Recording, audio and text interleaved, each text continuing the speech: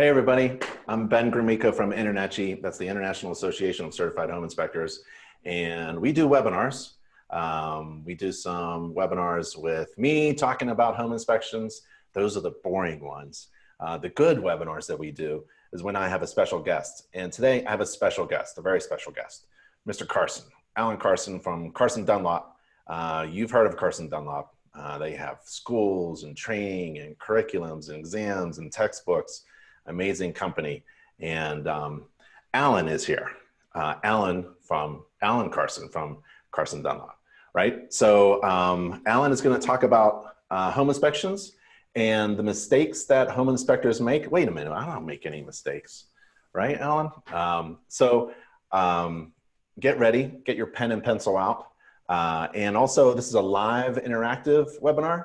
So feel free to ask questions during the webinar, during the presentation. We'll hold the questions till afterwards, and we'll open it up for some questions and answers and interactivity. We're also on Facebook and YouTube. And if you are watching this on YouTube and you missed out on the webinar, that's okay. So InterNACHI's webinars are at, ready? There's a domain name or URL. NACHI.org, NACHI.org / that's near the question mark, webinar. So NACHI.org/webinar. And you can register for a free online webinar. We record all the webinars, and so you can watch them later. Alan, are you there? I sure am, Ben. Awesome. Hey, Alan, thank you very much for taking some of your very busy time. I know you have a ton of business going on.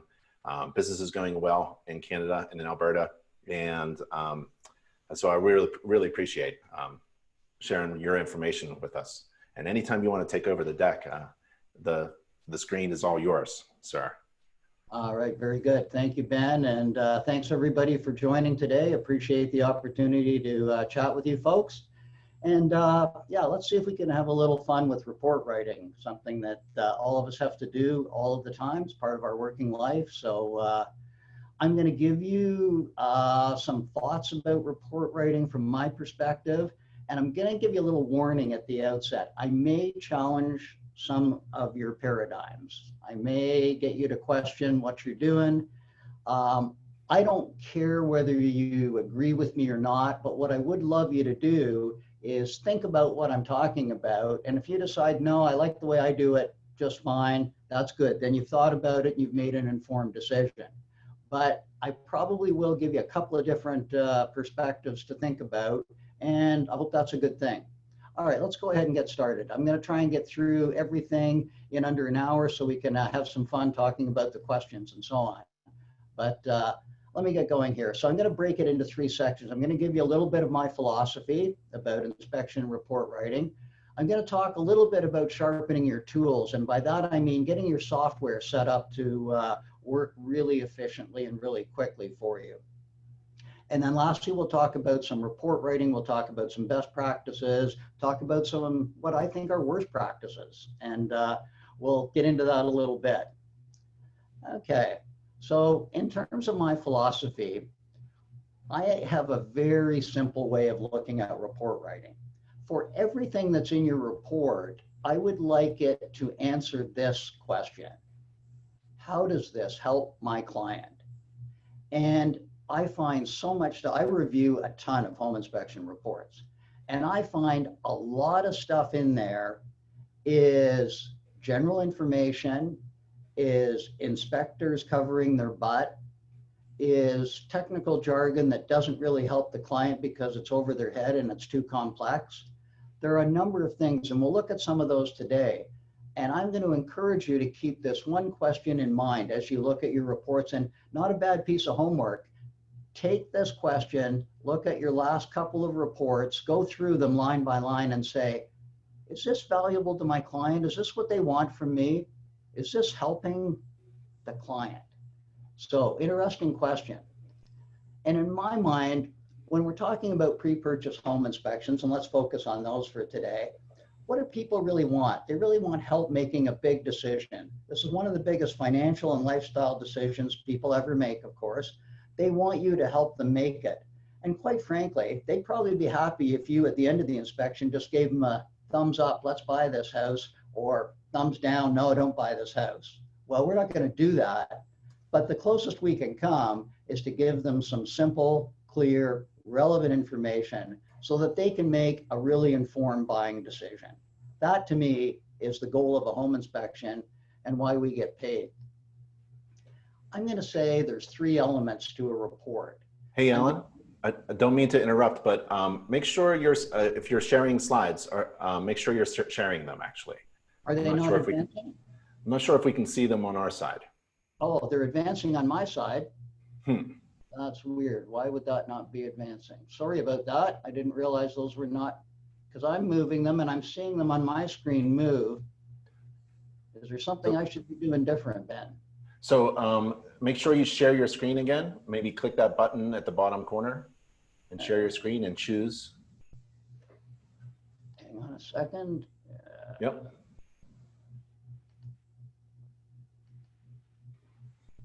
Why is that not coming back up? Come on.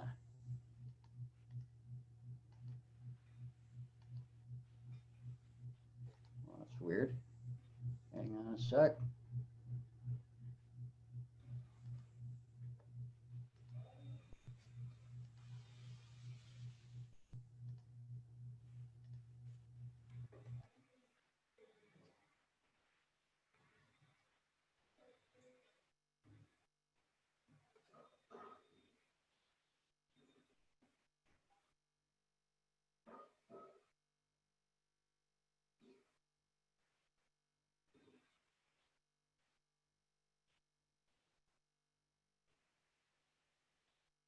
There you go. Now try audio.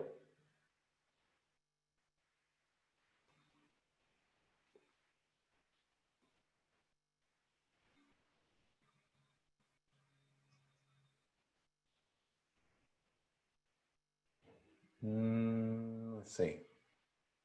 Unmute. Here we go. There you go. Now you're unmuted. I got you. Said the host had muted me. All right. So sorry about that, folks. Okay. Let's see if we can get back here to where we were. Okay. So let's carry on. So I was just talking about what clients really want, and that is focused on helping them make a really important buying decision, simple, clear, relevant information. Okay. Now, when I click this, Ben, do you see a different screen? Are we advancing now? Yes, we're good. All right, good stuff. Technology, always your friend, except for when it's your enemy. All right, so I'm going to suggest that in your reports, there are really 3 elements. I think clients deserve a summary.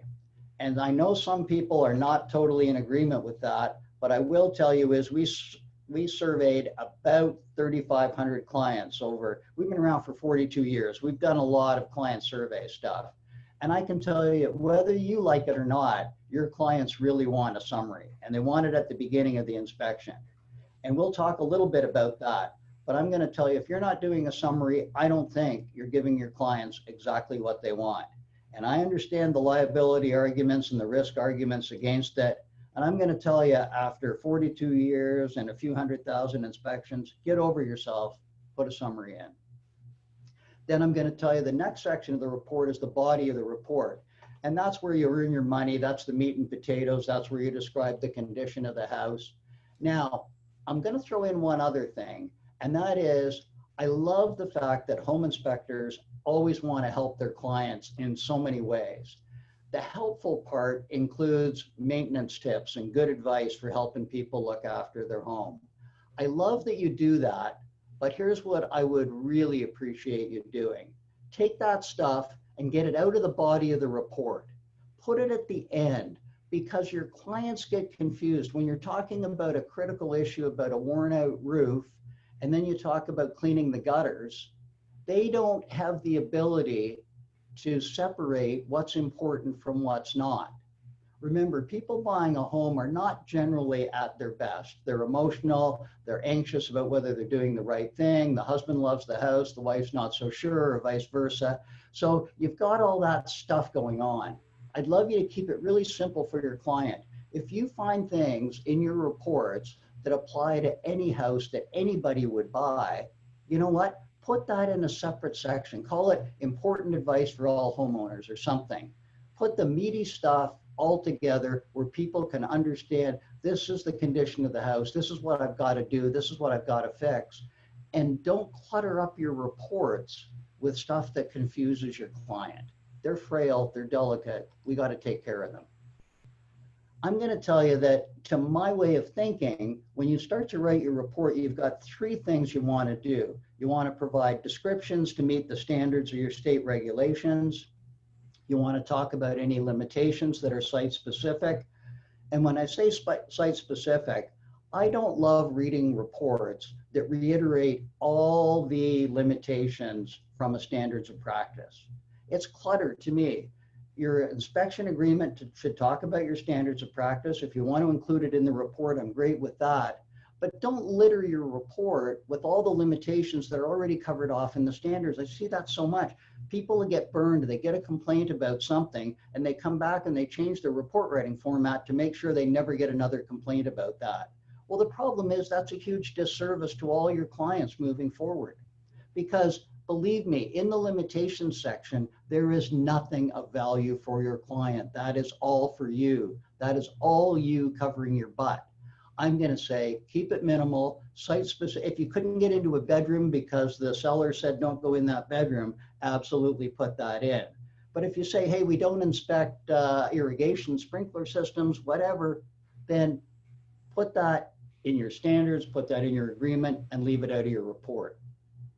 We have a tool called SpeedWrite in our Horizon software. I call description and limitations the necessary evil of reports.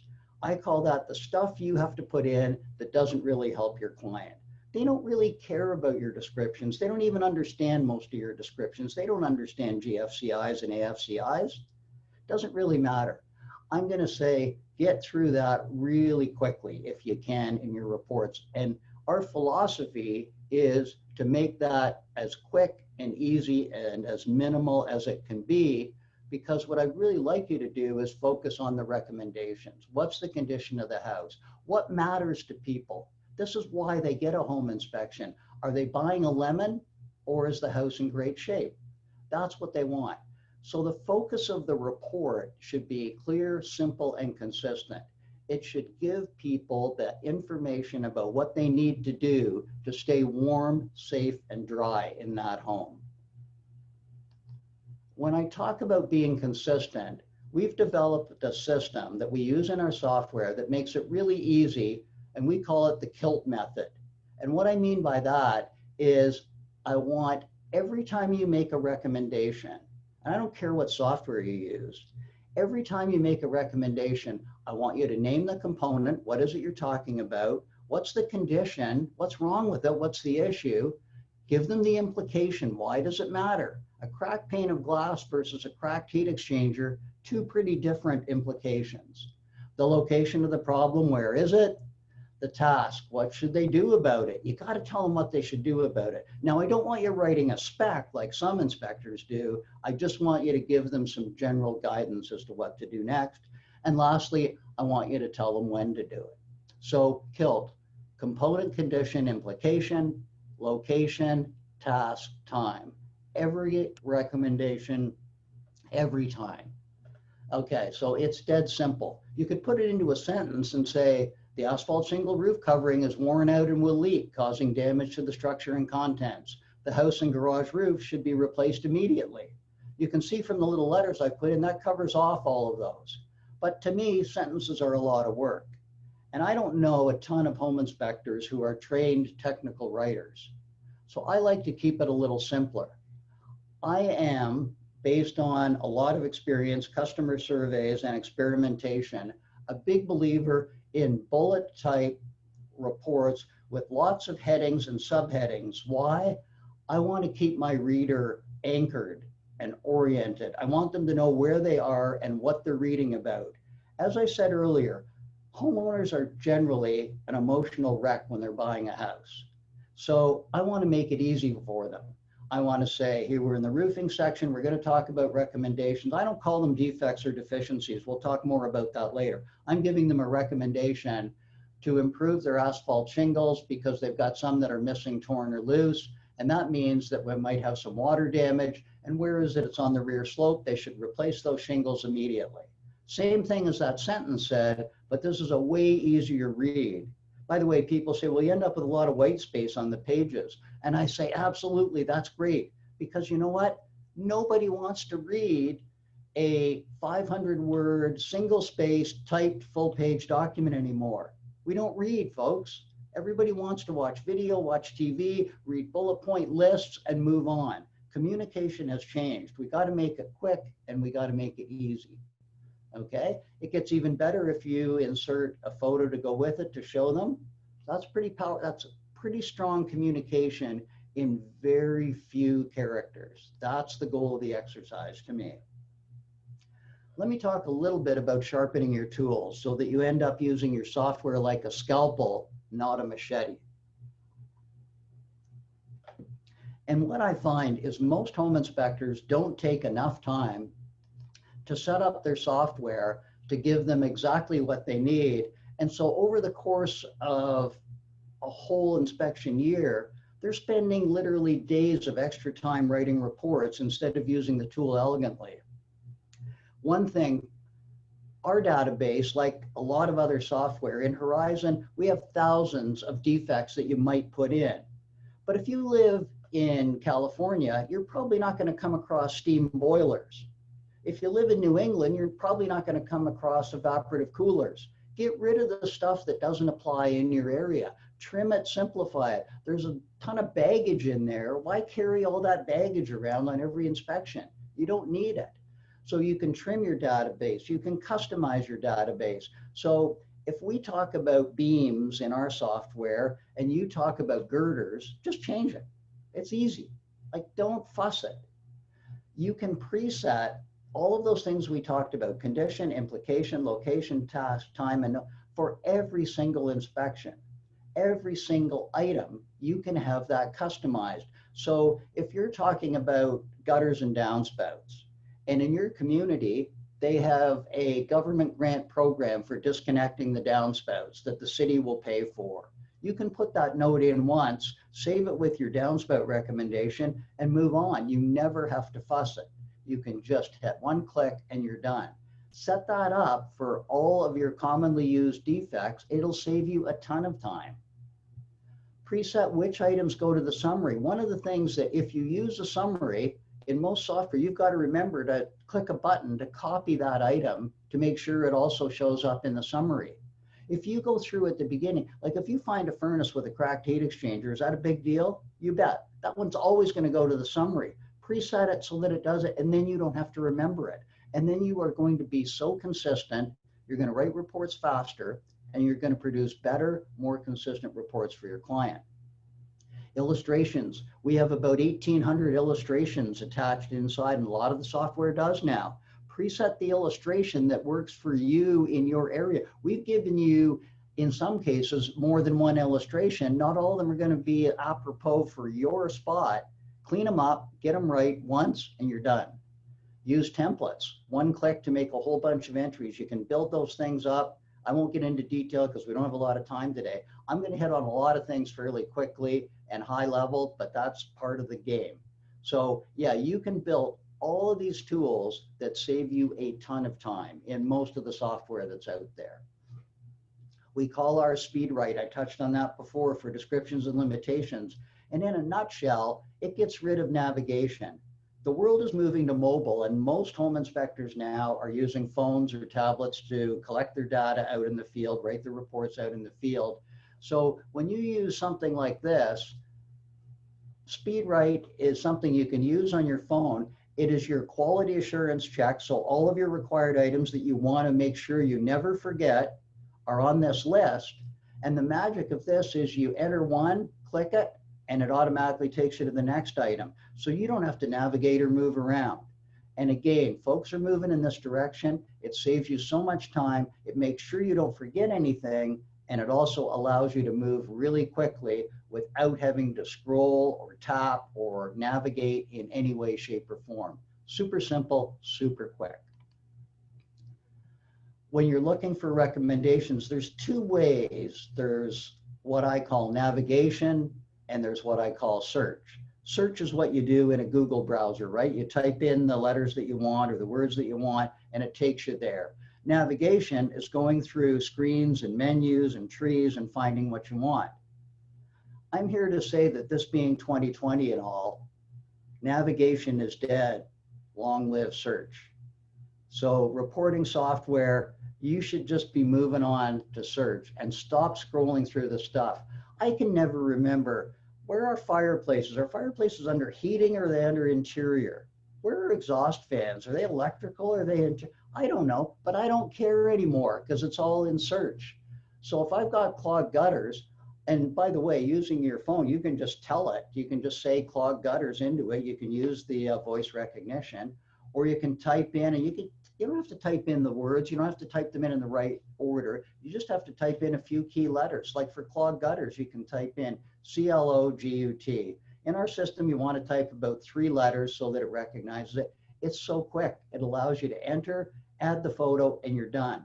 Speed up your life. Make your life simple. Cracked asphalt shingles. You can see them on the screen. You get the idea. You can move so quickly with search that navigation truly does become irrelevant. And so make your report writing easier so you can focus on doing a great job for your client. When you spend all your time hunting and pecking, it's a waste of time, it's frustrating, and you're not really adding any value for your client, and you're making your days longer. Okay, let's move on and talk about some best practices. And here's where I might ruffle a couple of feathers, with apologies. How are we doing for time? We're okay. All right. You're doing great. You're doing great. All right. Navigation is dead. I love that. Navigation is dead. Long live search. There you go. Okay. So I'm going to suggest most people are using phones or tablets because it's so effective. It's a data collection tool. It's a report writing tool all in one. And I love it. I'm going to tell people, get rid of your camera.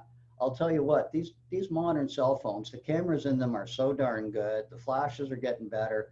I'm pretty comfortable just using my phone as both my camera and my notepad. I'm going to suggest to you, don't take notes anymore. Let your software take care of it for you. It takes a leap of faith, and I won't get into the details. I have a whole process around that, but I'm a big believer. Do your normal inspection. Use your software tool. And what I like is, here's my philosophy at a high level. When you go through a house, I don't want you to keep stopping and writing down the description. I don't want you to stop and enter that the shingles were asphalt and that the gutters were aluminum. Forget all that for now. Go through the house inspecting and looking at everything. Look for the conditions, look for the issues, look for the defects. Make a note of those. If your software is any good, it's going to allow you to search, find it, and enter that photo for that item so that it's already attached to it in the report. So we can get rid of this whole concept of taking the photos out of your camera, into your computer, out of your computer, into your software, and now you got a big mess of a bunch of photos to figure out where they belong. That's all obsolete, folks. Search takes care of you. Good software puts the photo right where it belongs, right out of the gate. Now, you can go in and add all your location, task, time. If you've got a client with you, I would suggest you don't do that. If you're on your own, by all means, finish the report as you go for each condition. But quite frankly, once you've got the condition in there in the photo, you can go back outside the inspection and enter in all the details and the notes later, send it to your client right after. So you can do it however you want. I like to be looking my client in the eye when we're doing an inspection and have minimal screen time. That's why I suggest this if you've got your client with you. Now, I know a lot of you are not client with you all the time or client only at the end. Whatever you do, you can fit this. But generally speaking, quick, simple, and move on. So when you get to the end of the inspection, what have you done? You've looked at everything in the house, looking for defects. Now is when you can do that necessary evil. Remember I said descriptions and limitations are the necessary evil? Use your speed write to go through. I said take no notes, and people laugh at me. And I say, just try it. The nice thing about your required items or speed write tool is that it will pull the data out of your head. What was the roof material? What was the chimney? What were the gutters? What was the siding? All that stuff. What kind of heating system? What kind of plumbing supply piping? What kind of drain, waste, and vent piping? Where was the thermostat?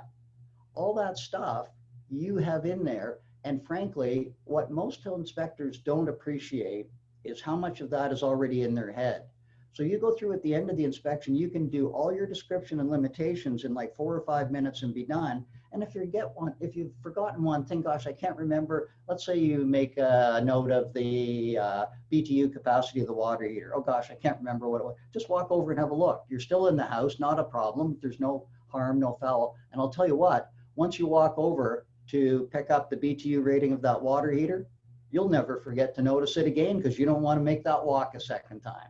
Okay, so it's easy. And it'll take you a while for you to believe me, but if you do it this way, inspect, document the conditions as you go, and do the necessary evil at the end, I think you'll be faster, more efficient, and your reports will be terrific. Okay, descriptions, we talked about this briefly. One other thing I wanted to hit on. First of all, make them absolutely minimal, only meet your standards or regulations. Don't go into a whole bunch of, you know what? People don't really care what the valley flashing material is because they don't know what a valley flashing is. You tell them all this stuff, it doesn't mean anything. It's good for you, doesn't help them. Remember what I said my premise was? How does this help my client? To tell them they've got a Galvalume valley flashing is pretty much a waste of your time and theirs, okay? In addition to that, be as generic as you can. I would rather you not say cedar roof. I would rather you say wood roof. Why? Because not all wood roofs are cedar. And if it's a pressure-treated pine roof, you can end up in significant trouble. I'd refer to the supply piping as plastic rather than CPVC. Make it more generic. It doesn't mean anything to your client either way. Why get in trouble for being wrong? I can tell you some horror stories about home inspectors who have described a roof as slate, and I've got 2 specific cases in mind. In one case, it was fiber cement, and in the other case, it was recycled rubber tires. I kid you not. These are real home inspection stories. I'm telling you, be generic as you can. Asphalt shingle or comp shingle is fine. Never mind the 30-year architectural nonsense. Again, doesn't help your client. And by the way, 30 years means 30 years, right? Except when we're talking about shingles. So why go there? So again, minimalist, keep it simple, do it right. In our software, we give people links so they can get more technical information if they want, but I'll tell you what, most people don't. Most people, this is, the description is just the noise to them. Here's what matters. What's wrong with my house? What do I need to do to fix it? So again, component, condition, implication, location, task, time, illustration, and photo are nice. I shortened this list to make room for illustration and photo because I think illustration and photos are so powerful. So on the right side, here's what that page of our report looks like. So it gives you the stuff up top we talked about, and then we get an illustration and a photo. So the person can look at what's in the house and look at how it should be. It's pretty simple. You don't need to be a rocket scientist to figure this out. And that, I think, is powerful report writing. I would encourage you not to use symbols and icons, codes, legends, and glossaries. Why? Because with technology today, it's easy to explain the thing to the client as they're reading it. It's not like you have to type an extra paragraph anymore to explain it. You don't need a glossary. If you've got a term that needs explaining, explain it in your software and be done with it and leave it. You're not asking the client then to leave a page, go somewhere else, and then come back. As a reader, that's frustrating and that's a waste of their time. So get rid of all that stuff. You don't need to be using symbols. Just tell them what the heck it is you're talking about as you're talking about it. I know it ain't fancy. I know it's dead simple, but it's what I believe. Okay, photos and illustrations. I'm going to tell you absolutely, a picture is worth 1,000 words. People say, how many should I put in a report? And here's where I might upset you. I'm going to say 15 to 50 is probably great in most reports. I'm also going to tell you, absolutely take pictures to cover your butt. But you know what? Absolutely do not put them in the report. Why? Because how do they help your client? I'll show you a couple of examples. Okay, let's look at some general. So could you convey that in a paragraph if you were trying to write it out for somebody? Like, the picture is perfect. And by the way, pictures never have typos or poor grammar or bad spelling. The picture speaks for itself, elegantly simple. Okay. Here's the panel that Ben wired. Looks absolutely perfect. I mean, how do you write that down? How do you communicate that? When you're trying to explain to somebody about how a downspout without a proper extension or bad grading can make the basement wet, the picture is worth 1,000 words. And when you support that with an illustration like this that shows you, hey, if the downspout's too short, the water's going back into the basement. People can understand this kind of stuff. It's simple, it's easy. Now here's one. We're in a garage. The garage is filled with junk. The real estate agent wanted to stage the house, so they told them to get all their ugly furniture out of the house, so they put it all in the garage. Kind of gets in the way of inspecting the garage, absolutely. But you know what? By all means, take this photo. By all means, don't put it in your report. You will have the photo, and again, any good software these days, Horizon certainly does it. You take the photo, it stays on file without needing to be in the report. And when that happens, if you get a call 9 months later and the client says, I got a big crack in the garage floor you didn't tell me about, you can pull out that photo, flip it over to them and say, remember what the garage looked like when we were there? Remember we talked about that? And remember, I did put that limitation in the report. So you can have that little limit. You can click a button and say, garage obstructed by storage. You've clicked a button, you've got the message in there. The photo, for the 1 in 1,000 clients who's ever going to complain, you can give them the photo when you need it. Why clutter up the report and distract? When the client looks at this photo and he's trying to decide whether to buy the house, he's going, what am I concerned? What's the issue here? I can't see. It's confusing to the client. I'm big on keep it simple. Absolutely, less is more. If you can communicate your message to the client in 10 pages instead of 100, I think your client's a winner, and I think you are too. Okay, what else have we got? I would say, people say, what photos should I put in my report? Front of the house for your title page for sure. Roof, attic, crawl space to prove you were in them, or at least looked at the roof with a drone or a telescopic pole or whatever it is, whether you actually get up on the roof. Some home inspectors still do, I know, it's weird. You might want a photo with the cover off the electrical panel, the cover off the furnace to either show an issue or to show at least that you did do that, went through it. I would say that for most recommendations you want a photo, but I would be just as happy if you didn't put in a photo of a reverse polarity receptacle. Like, it's just not a big deal. And you know what? There's not a client that you have ever had who has understood what a reverse polarity, I can't even say it, reverse polarity receptacle really means to them. So you want to say minor electrical defect, get cleaned up by a qualified specialist or electric, whatever you say, move on. Should they not buy the house because it's got a reverse polarity receptacle? It just doesn't matter. And we'll get into, if I had more time, I'd give you my whole rant about what we're really trying to accomplish and how home inspection is being slowly degraded into a nitpicky maintenance type inspection instead of a high-level professional consulting service designed to help people make the most important decision of their lifetime. We're hunting big game, folks. We're not out here swatting flies. That's my philosophy. Okay. I would like you to use the phrase possible concealed damage. I think it can be your best friend when you're looking at exterior siding where you can see some rot, you've got some stucco and you're seeing some staining, you're seeing some cracking, you're seeing some bulging. You're looking in a shower stall and you're seeing some grout that's missing, or you're seeing some tiles that are a bit spongy. Please remember not to report just what you see. Please remember that you are a professional consultant who is using your experience, knowledge, and powers of deductive reasoning to project what might be behind the walls, what might not be visible. So possible concealed damage, where it fits, is a magical phrase. It can keep you out of jail in a big way. And it's also really important. This is one of the times, I'm not wild about the recommendation further evaluation, but this is a case where I think it absolutely fits. Okay. I got some other fun things to talk about. Keeping an eye on the time, I think we're okay for a bit. Okay, I don't even think we need to talk about building codes, do we? You guys really don't talk about building codes in your reports.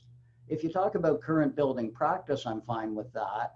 However, I will say, don't reference building codes, but I think your report should be consistent with codes unless you specifically intend to disagree. And sometimes I do disagree with the codes intentionally, but I make that clear, that this is not common building practice, but this, in my opinion, is best practice. So if you want to make something that disagrees with the code, because at some point, some code person is going to read one of your reports and say that's not code.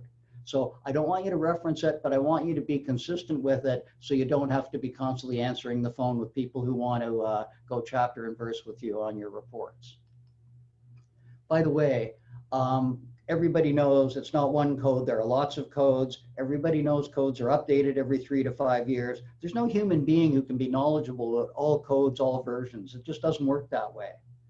So if people are doing a code inspection, that's a whole different thing from a home inspection. Different skill set, different fee, different reporting. Code inspections are different. We don't do them. Perfect example. The balcony guardrail openings violate the building code. What does that mean to your client? Here's what it means to me if I'm a client. I better not have a building inspector come by. Is that the message we want to send? That's the message we're sending. How about saying something like, the guardrails have openings that might allow a child to fall through, and it's a fall hazard, and here's what you ought to do about it. Give them a picture, show them an illustration that talks about you don't need to go chapter. They're not going to remember when you say 4-inch maximum spacing between balusters or spindles or whatever word you use. By the way, no homeowner understands what a baluster is, so spindle's probably a better word. But keep it simple, but make them understand when you talk about the implications, the codes don't talk about implications, do they? This is what you want to show people. Your child could fall through that opening in this railing, and we're up on a balcony well above the ground. That's going to catch everybody's attention. That's what you want to do. It's important, but clients, if you just tell them it's a code violation, they'll say, keep the building inspector away. But if you say your child might fall through, they'll probably do something about it. Does that make sense? Hope so. Okay. I would say that we collectively have an obligation to communicate with our clients, not to intimidate them. But here are a group of a small sample of words we all use in our reports that mean absolutely nothing to our clients. When you talk about all these things and you don't explain them to your clients, are you giving them what they need? Are you helping them make an important decision? Are you showing off? Are you proving that you know more than they do? Are you being the technical wizard? Believe me, they already give you credit for being the technical wizard. That's why they hired you. You don't need to impress them with fancy jargon. In fact, you need to make them understand what you're talking about.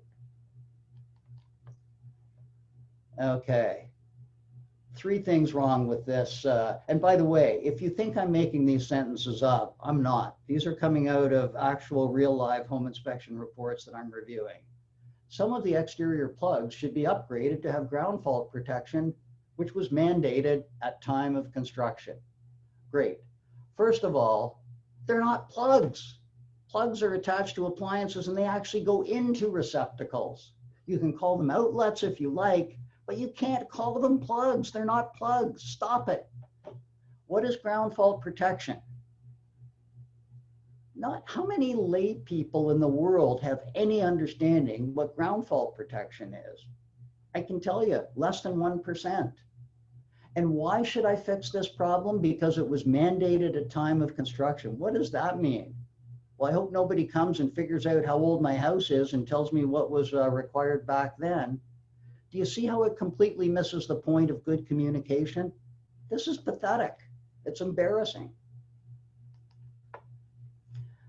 Okay, I'm going to tell you to avoid negative words in your reports. Your clients are scared enough to begin with. Don't make it worse. So problems, deficiencies, defects, adverse conditions, issues, and concerns. I would say better to use words like observation, recommendations, conditions, and findings. Because from my perspective, home inspectors are not in the problems business. We're in the solutions business. We're helping people get their house so that they can live in it comfortably and safely. We're not trying to scare the crap out of them. We're not trying to talk them out of buying the house. We don't know enough to tell them whether to buy the house or not. If it's the only house for sale and it's in an area where there's a special school that meets the needs of one of their children, that may be the only option that they have. The house may be overpriced and in bad repair, but they may have to buy it anyway. It's not our business to tell them whether to buy the house or not. It's our business to help them make an informed decision. Full stop. Okay. I said don't use a lot of overly negative words. On the opposite side of the coin, don't use overly positive words. Satisfactory, acceptable, serviceable, structurally sound, functioning as intended, functioning as designed. Those are some examples of words I don't think should ever appear in a home inspection report. Why? Because you don't know if it's satisfactory. I test the furnace today. Is it going to keep the family warm on the coldest day of the year? I have no idea. I run the shower. I do all the plumbing fixture operations. That's great. But you know what? Very few home inspectors actually stand inside the shower when they operate the shower and have the water bounce off a human body to see where it goes down behind the escutcheon plates and the soap dishes and so on. You don't know if it's satisfactory or not. Shut up about it. Leave it alone. Okay, don't make it personal. If the thing is awful, it's awful. But words like amateurish, sloppy, and homeowner repair, those are insulting. Those are opinions. The seller's going to read that and they're going to say, the guy's calling me names. You don't want to be calling people names. That's unprofessional. You want to say just the facts, ma'am. It's loose, uneven, poorly secured, out of plumb, broken, inoperative, whatever it is. Describe the thing, not the workmanship. Okay. Couple of too many words. Visible evidence of rodent activity was observed in the attic area. Well, first of all, the evidence had to be visible or you wouldn't be reporting it. Get that word out of your report. Attic area, it's either the attic or it's not. There's no such thing as an attic area unless you guys have way cooler houses than we do.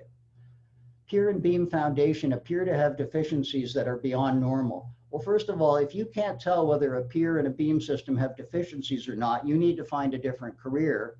And secondly, paranormal deficiencies are really scary. What do you mean beyond normal? It's either something that needs corrective action or it doesn't. Make the call and move on. Roofing material was observed to have impact damage. The damage may have been caused by a hailstorm and should be further evaluated. Too many words, plus never mind the cause. The roof is damaged and needs to be replaced. You know what? Telling somebody when you've got severe hail damage to a roof, how is a roofer going to provide an informed further evaluation? The roofing shingles need to be replaced, full stop. Tell them roof's damaged, needs to be replaced, move on. Further evaluation is a waste of their time and money, and the cause doesn't really matter. The roof's gone. There are water leaks in the crawl space that need to be corrected. There are severely damaged joists in the northwest crawl space. So let me see if I understand that. We've got to fix the water leaks, but the severely damaged joists are okay. This is the problem we get into when we don't use condition, component, implication, location, task, and time.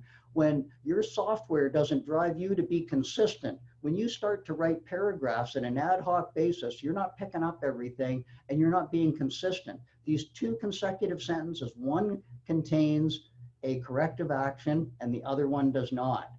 That is horrible. That is not helping your client. Okay. What do we got left here? Just a summary. So I've talked to you a little bit about my wacko philosophy. I've talked to you about getting your stuff set up right. And then I've insulted you about all the things that I think are wrong with most of the reports that I read. So apologize for all of that. To sum things up, I want you to look at your reports and make sure that every word in your report provides value to your client, that it helps them. that your communication is clear and simple.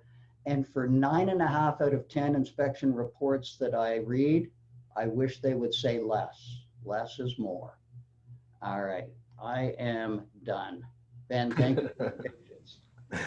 Alan, that was one of the most entertaining webinars we've had in a while. Thanks.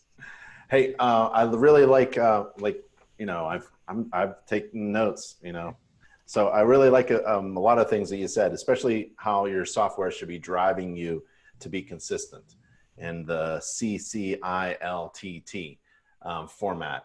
It would be really helpful if inspectors would use software that guides them to be more consistent. I always said that, you know, using a mobile device also makes you smarter because you can have your notes with you.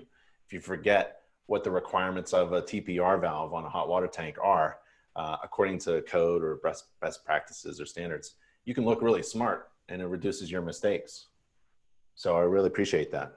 And it looks like, you know, the software that you're mentioning is Horizon inspection software. Where do people go to get that Horizon inspection software? They can go to, Horizon is a Carson Dunlop product. So I should just say very quickly, Carson Dunlop, we're a home inspection company. We have a commercial inspection company.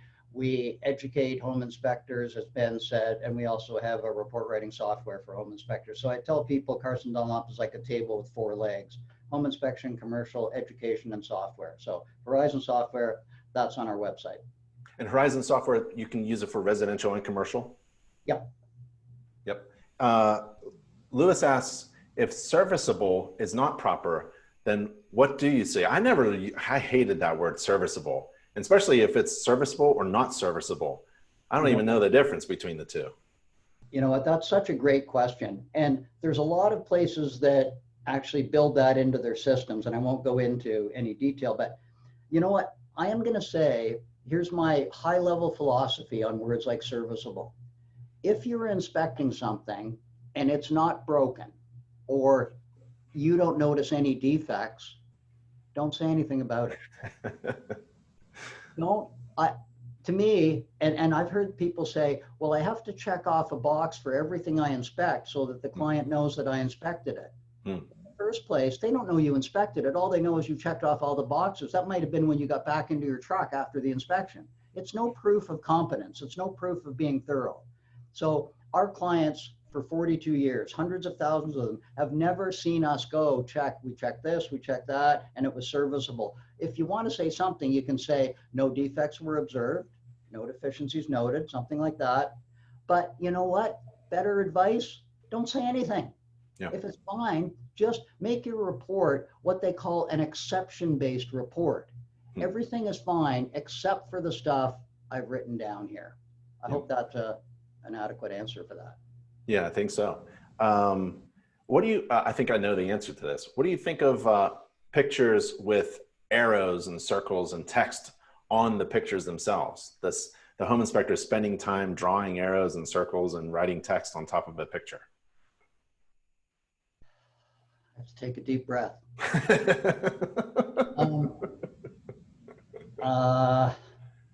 do I answer?